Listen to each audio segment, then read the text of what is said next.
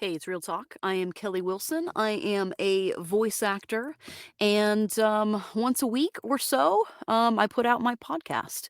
And I know I'm live right now, and if you're listening live or even in the replay, swing by, say hello. But really, I pulled this off and I use it for my podcast. Anchor.fm/Kelly Wilson VO. You can check out the podcast. And if you're liking what's happening here, kellywilsonvo.com/subscribe. You can join my community. And yeah, if you're around, say hi. Okay, so today's topic: what should people know before working with me? Um, I do love me some 80s music, but but that's not what I wanted to talk about, unless you do. Kind of kidding. But, so voiceover is what I was put on this earth to do. That sounds a little pretentious, but, and it took a while to figure it out, but, that is w that's what I'm here to do. So, that said, I take my voiceover job and the jobs that I work on and the projects that I work on and the people that I work with, I take it very seriously. And, I mean, hey, I have fun and there's room for fun. And if you're a voice actor and some of the work I do is sometimes highly entertaining, sometimes it's, cartoony. So yeah, there is a lot of fun. There's art to it for sure. But I get it. It's a serious business and I do take it seriously. Sometimes I ask a lot of questions, so before you work with me, you should know that. I do ask a lot of questions. If I can't figure it out from, I love when my agent sends me stuff because 'cause they're like, "Here's the script, here's when it's due, here's the specs, boom, boom, boom." They just and you need to turn it in as a wave. Here's the record date, like, they just line it all out for me. So, if there's missing pieces to the voiceover puzzle, I'll ask, if I can't figure out who the voice actor is, the person speaking, it's nice to know, usually they're a female. I can sound like a little boy, so I guess that's not yeah, I can only sound like a chick, but I can also sound like a little boy. So I like to know who's the voice actor, where they're coming from, how are they approaching this thing, who is the voice actor talking to, one person, many, their best friend, like what's happening here? Where is the voice actor in this scene? For example, is the voice actor on stage making a speech, or is the voice actor maybe still covering that same content that they would make during that speech, but they're talking to their friend, in a corporate setting? Similar, but totally different, approach to the voiceover, right? So, stuff I like to know. Speaking of corporate videos, if I'm doing a corporate video, what's the company culture?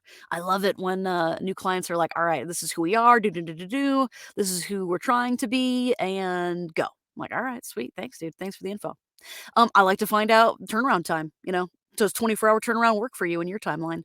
What's the usage? What's the rate? What's the payment terms? Do you want raw audio, process, both? All the things. I like to know all the things. I'm a details person. And that's how I roll. I think my clients appreciate it. But once I know all the not as fun stuff, once I got the details down, then I can be like, all right, boom, I can put all the pieces together and produce. So I really enjoy doing that. And I think it works well for my clients. Okay. So when I voice, I do get to let my artist free, right? But when I'm sending the invoice or I'm editing the audio or I'm organizing the files, I just got done organizing a fairly large e-learning project. And halfway through it, I'm like, oh my gosh, there's something gratifying about how organized I organized my audio and then split up the files and sent it. So there is something to me putting on that type A hat and enjoying it. I do prefer being the artist, but I can do both, and sometimes I do enjoy my type A, organiziness. Um, alright, what else would I like people to know before working with me? Well, my studio sound is deadened and soundproofed. My studio, my booth, it's sound deadened and soundproofed. So the stuff outside is not coming in, and then the stuff on the inside is not bouncing around because this puppy is lined with bass traps. So I'm in a double walled isolation booth. It's a 4x5x7, lined with bass traps. I got me a Sennheiser 416 shotgun. I got an Apogee Duet 2 using Adobe Audition. I can connect with whatever you need, Source Connect, Skype, Zoom, whatevs. And sometimes I work with, newer clients who are like, "Wait a minute, so I can listen to you while you record stuff? That's a thing?" I'm like, "Heck yeah, that's a thing. If that's what you wanna do, cool. Let's figure it out." And some people are like, "No, just here's the script, leave me just go do it. Thank you. Make magical things appear." And I can do that too. Also, I have a varied background, and, I'm not really good at talking about myself, but here we are on a podcast, talking about myself. But I really do have a varied background, and I think it's important. I think I'm naturally, I naturally observe others and, take notes. I can hear, um sometimes I can communicate with people better if I would close my eyes and just listen to the inflection of their voice. Be like, "Okay, that she is emotional. She, something's going on between these 2 people, like, something's happening here." Like, you can just hear it, or I can. These are the things I pay attention to. But I do have a varied background in different industries, and I've always just observed people and their interactions and things, and I've just always soaked it up and, well, used it in voiceover. But I have a background in radio, television. I used to be an on-hold messaging audio editor, so I understand, you know, how to, not only how to edit audio, but how to organize, those e-learning files and, just to make life people's lives easier, including my own and my clients, just to edit it properly and then, submit it into, essentially a folder, and then when I worked at an on-home messaging company, we used to record it, edit it, and then we'd upload it onto different systems and stuff too, so I understand. I'm sure lots of have changed. I hope so. From since then. We had tapes and everything. We had tape CDs, we had those little mini, SD cards. Oh gosh. Um, but anyway, so I get it. I understand that world. For a time, I worked as a TSA officer for a little bit, so I understand customer service. I understand working with angry people and the general public. For a while, I worked, at in higher education. I was a college admissions officer, and I worked in, their PR office as well. I was an intern at a radio station and also an advertising agency, so I have this varied background, so I understand not everything about, everything, but, I know enough to be dangerous. And I did that on purpose because I like lots of things, I'm interested in lots of things, and I like to understand how all the pieces are put together. So I believe that background is helpful to those I work with. Also, before I work with someone, I like to set expectations, and I think clients do this too. Even if it's just an audition, I like to set the tone, but be as accommodating as I can. But we all have boundaries, right? For example, when I work with someone and we negotiate the rate, I mention that the rate includes the final copy, and if there are copy changes after they send me the final copy, then that's going to result in additional rate, right?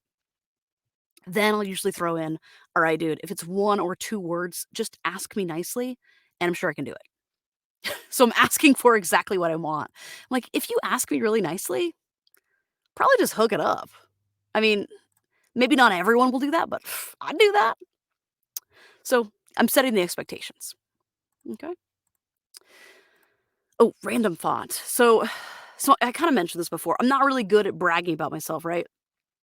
So it feels weird. It feels unnatural. That's how I was raised. Yeah. So, here's an example. So, after college, I worked at a, radio station in Tampa, Florida, and I'm from Florida, Floridian, and, I had about 3 years, I think, of on-air and promotional radio experience, even writing commercials and stuff.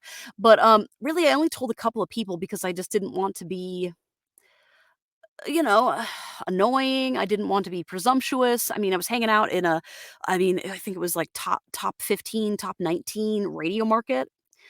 I think it was at least top 20, I don't remember. But, I was it there was a lot of really important, good people around me, and I was afraid to speak up.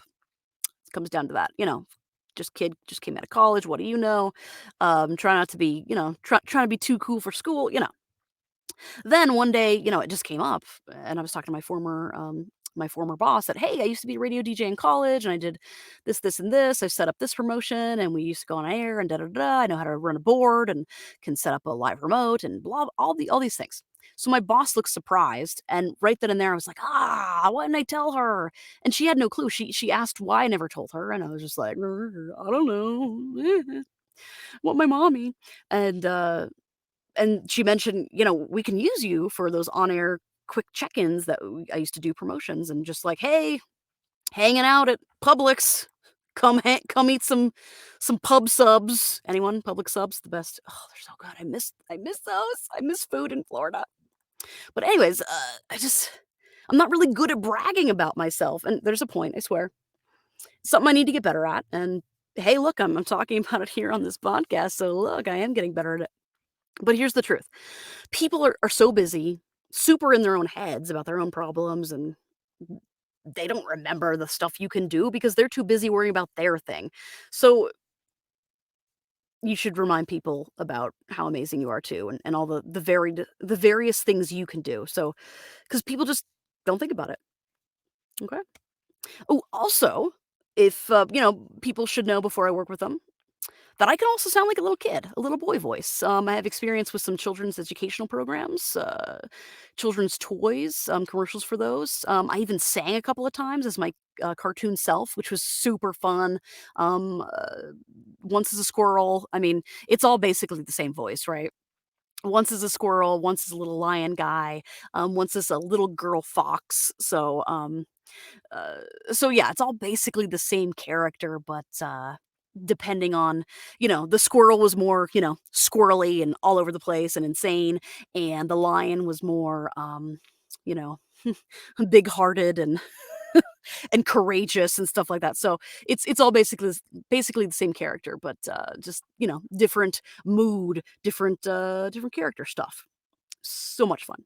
All right. So finally, before someone works with me, they should know that if they don't need my specific voice, they should ask me for, I need a blah voice. I need a 25-year-old male who can speak Mandarin or something, even if it gets super random. Ask me. Of course, I want the work, but I do know other voice actors, and I know voice actors who know a lot of voice actors. That's the key.